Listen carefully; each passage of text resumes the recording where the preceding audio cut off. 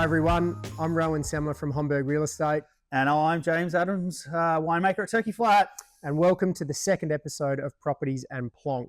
Now today, Jim, we are at Tim Smith Wines. Tim Smith Wines. In Vine Vale. We thought we'd get out of the studio, out of the darkness into the light and come here into Tim Smith's barrel shed just to, have a bit of a change of scenery. Beautiful. So mate, about Tim, obviously we thank him for letting us record in here today. Yep.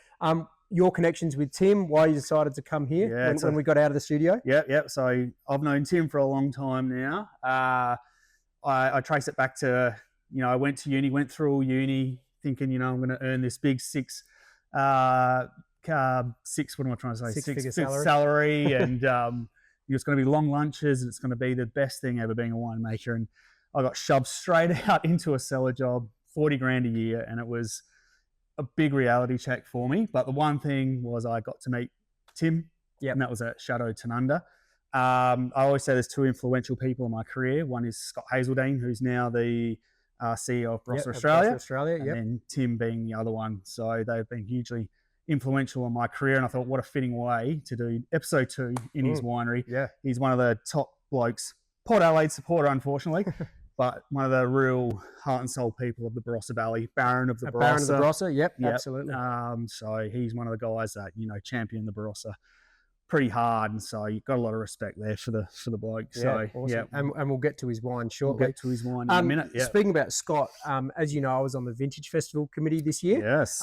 Which was, we held the Vintage Festival, over a week ago. It was a week ago. Well, in between podcasts. Yeah, in between podcasts. Yep. A raging success. It felt that way from my opinion anyway. Yeah. Obviously, maybe I'm a little biased because I was on the committee and I saw that the work that the committee put in. I mean, we started the committee over a year ago. Yeah. So and we'll get to some of the Vintage Festival stuff in a minute, but it was so good to see the culmination of all the efforts. We were doing the programming and that over a year ago and trying to plan around Gather Round when we didn't know when Gather Round was. We obviously knew when Anzac Day was. We knew when Easter was, and we were trying to all make as part of that school holidays. Yep. To see the work that got put in, and there's a couple of little teething issues throughout the festival, but really it just went so seamless. It's been a real busy month for the Barossa with the Gather Round, which was a huge success. Yep. And then the Vintage Festival. We're guys that have been here our whole lives. Yeah. We've seen many a Vintage Festival, and I reckon this one was right up there as one of the better ones. It was just so beautifully run and managed. So we did 2 events at Turkey Flat, the Wednesday night and the Thursday night. We did a Grenache dinner both nights, both an absolute success. But the one thing we noticed with people there is it wasn't a complaint so much. I think it was a good thing, is that they couldn't get into other events because they were sold out. Yeah. Like, that's just massive for the valley. Great for the region. And the people, we had one day, I can't remember what day it was, it just felt like peak hour on South Road in Adelaide. Like, the cars were just coming down into Cellador. It was just amazing. Yeah, there were people everywhere in the valley.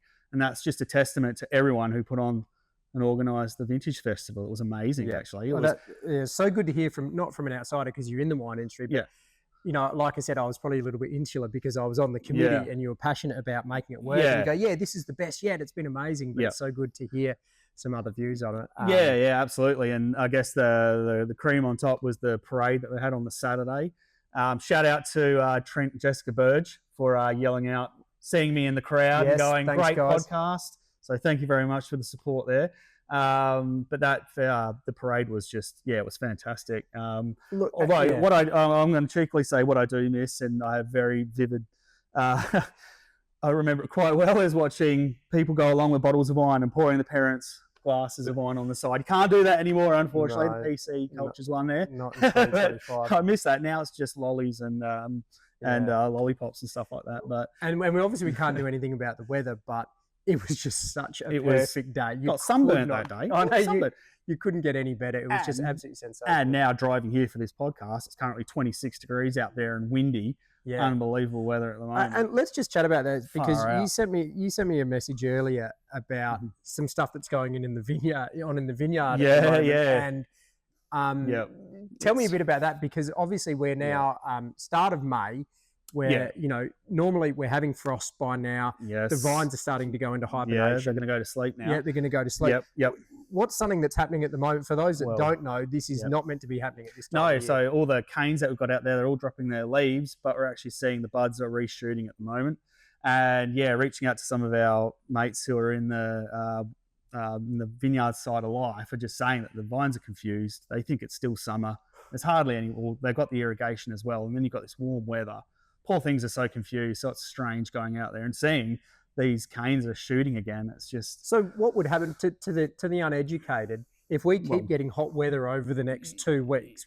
Yeah, and you're talking about we'll just all that's going to do is delay. We'll delay pruning for a lot longer now as well. But yeah, it's just so unseasonably warm at the moment and dry. It's just, and I think for the rest of the week ahead, we're seeing 23s and 24s. As we look outside, it's just windy, and we've got farmer mates as well who are struggling as well, trying to put seeds in the ground and things like that, trying to get food for their lambs. They reckon it's going to be a hard time for the lambs this year as well. So it's just like a dust bowl out there. Absolutely. Very strange. Strange weather, and it feels like spring. It does. That's what I thought before. It's very spring weather. But although the nights have cooled down, like you said, we're still getting these. Well, it was. The other night was quite cold, but just today, far out. Yeah. Go for a swim if you wanted. Exactly. It's really odd. But we'll link that back to the Vintage Festival. I think whoever and everyone involved with that just did an amazing job. So I agree. Just everything was really well run. So pat on the back for everyone there. Absolutely. Yeah, absolutely. So right, enough of that. Properties, mate. What's going on? What's happening?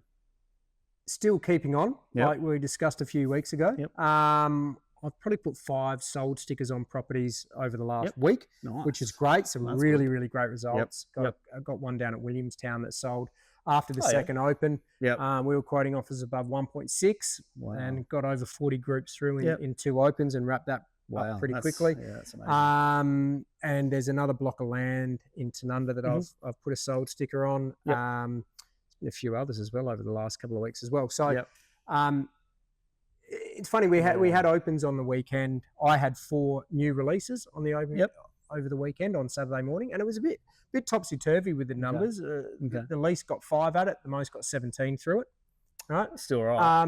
But interestingly enough, offers on pretty much every single one of those properties so far. So look, keeping busy at the moment, and like I discussed in the last podcast, they are expecting another interest rate drop very shortly. That happens. We are seeing, it's funny, that the mix of buyers on the weekend was a lot of first home buyers and young families and retirees. So very, very few people sort of our age out there, which is in the 40s. But lots of young families and first home buyers. But then a lot of retirees as well looking at downsize. I've got a question for you though. So I'm going to go through the house selling journey soon. What do I need to do to get my house looking up to spec for sale? What are there tips, tricks? What can I do to make my house more appealing? Obviously, I've got to mow the lawns and maybe touch up a bit of painting here and there. But what are some of the things in your eyes? What can you do? Look, mate, good question. It's critically important that you get that right first up. Okay, we talk about it all the time. The first impressions are so critical when people open their doors at an open or they drive past to see the sign out the front and have a bit of a look in. So little things like you talk about mowing the lawn, obviously, but try and keeping the lawn green at the moment, which is it's $700 water bill. That's right. Ouch. But mowing the lawn, making sure it's green and all that, pulling out weeds. Basic mulching around as well. So you see a lot of people that have got gardens, which is a quick fix. It really is. You go to local landscaping place and get a trailer load of Cookles, Sigersdorf Road. That's right. And lay some mulch and all that kind of stuff. And if there's touch-up painting, especially externally, that just needs doing as well, either give it a crack yourself or get in someone that we can help you with. That just comes up and does a little touch-ups, because that is so critical when people are driving past. If there's objections the moment they get to your front yard, it's only probably going to get worse as they go throughout the house. No, that's fair enough. So that kind of stuff. Inside the house, look, this is a challenging part. You've got young children, so do I. If I had to repaint, I'd probably have to repaint my whole house if I was putting it on. So balls have gone down the walls and all that kind of stuff, and they handprints, handprints, and all that kind of stuff. As much as possible is making it presentable Yep. without spending an absolute bucket Yep. load of money. Yep. Okay, so Yep. we had a couple on the weekend that they just had, you know, paint jobs done here, there, and just Yep. to touch things up a Okay. little bit, Yep. whether it would be, you know, just a paint match and all that kind Mhm. of stuff. So, Yeah, right. and then, Okay. yeah, backyard, similar thing to probably the front. You just want to take away as many objections from buyers as possible, Yeah. because that's when they're going to pay the most money. Yep. When it's more No, like a that's fair move enough. in and enjoy space. Yeah, yep, Okay. yep, yep, Um, absolutely. And even things like driveways and stuff like that, you know, if they need fresh gravel or whatever, that kind of stuff, that's stuff that we Yeah. can organise, makes a huge difference. Yeah, absolutely. I bet it does. Yeah. Yeah. People eat with their eyes. I always say it. So yeah, if you walk in, and I've been to opens where you're sort of looking there and go, yeah, not for me. Yep, that's right. And you see people walk in, have a look, and walk straight back out. Yep. So you've just got to, Spot on. yeah, Take away those objections. That's where you get the yeah, most money. yes, yeah, absolutely. Okay, interesting. Now, so back to Tim. So once again, thanks to Tim for having us Tim. here. So what do we got here today? Yeah, we've got a Roussanne. So it's a very interesting and quite sort of alternate variety for the Barossa Valley. So I guess we're used to Eden Valley Riesling here in the Barossa. That's sort of what we're known for. And whites, you do see a little bit of Chardonnay here and there, but more so this is a variety that comes from the Rhone Valley in France. So Rhone Valley is very similar to the Barossa. So we do Grenache, Shiraz, Mataro. So do they over there as well. So this is not your sort of clean, crisp Riesling type of wine. This is very textural, very filling on the mouth. We use barrels and lees, things called lees, just to add lots of flavour on the palate. There's not a huge amount grown here in the Barossa, so it usually is coupled with its friend Marsanne. And so at Turkey Flat, we do a Marsanne Roussanne Viognier blend, which is called a Rhone blend. So there is a little bit around here in the valley. So obviously Timmy Smith does it. You've got guys like John and Jimmy Leanett out in Gummersol do it. Michael Hall does one. The guys at Yellen and Paps do one as well. So there is quite a few of the smaller guys out there making single varietal Roussanne. So it's a very different style. It goes quite well with food. It's a little oily on the palate as well. So it is a heavier style, but I think it does really well. It loves the heat. Okay. With the Barossa as well. Right. We grow it at Turkey Flat at our Bethany vineyard, and yeah, it stands up even in the hot year like this year. It did get touched up in those frosts we had last year a little bit, but even in a warm year like this year, it did well. So yeah, it's just a very stone fruity style, honeydew, all the good stuff there. So, and just very textural. On the palate too. Timmy's wine is available with his mailing list. And he also does some pop-up events here at the winery from time to time too. So you can get it through there if you're interested in trying it. But just on his whole suite of wines, timsmithwines.com.au, they are all of them. He does Shiraz, specialises in Mataro, which is a French variety as well that does very well here. Also Spanish and French. Does well here in the Barossa too. So please go and check his wines out. He does, his reserve Shiraz is just out of this world. Beautiful. I think the current one's 21. I had it recently. It's absolutely beautiful. Yeah, but but this Roussanne is a delicious drink.